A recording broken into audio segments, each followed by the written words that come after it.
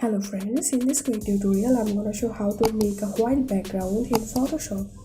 I'm gonna select this product using pen tool.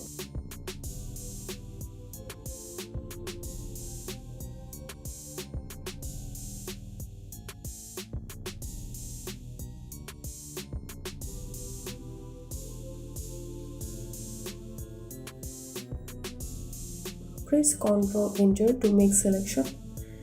Click on this mask icon. And here we can see background has been removed. Now let's make a white background. Take a new layer, rename it background. Put this layer down.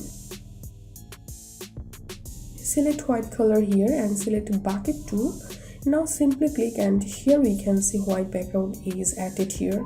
That's it for now. If you benefited a little from this video, then make sure to subscribe this channel. Thank you.